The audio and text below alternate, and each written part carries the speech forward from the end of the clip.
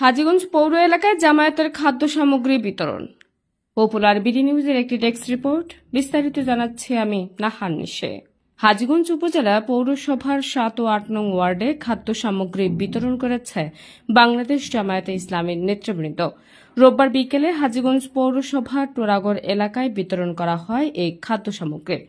এ সময় বাংলাদেশ জামায়াতে ইসলামী নেতৃবৃন্দদের মধ্যে উপস্থিত ছিলেন চাঁদপুর আসনের সংসদ সদস্য পদপ্রার্থী, চাঁদপুর জেলা জামায়াতে ইসলামীর সহকারী সেক্রেটারি জননেতা অধ্যাপক মাওলানা আবুল হুসাইন, পৌরসভা আমির মোহাম্মদ আবুল হাসানাত পাটোয়ারি, নায়েবে আমির জনাব মাওলানা হাফেজ কবির হুসাইন, সেক্রেটারি অধ্যাপক মাওলানা শফিকুর রহমান মজুমদার, সহকারী সেক্রেটারি মাওলানা আবু তাহের, সহকারী সেক্রেটারি মোহাম্মদ রবিউল হোসাইন, পৌরসভা 7 নং ওয়ার্ড সভাপতি জনাব মহিউদ্দিন মাইনু সহ অনেকেই।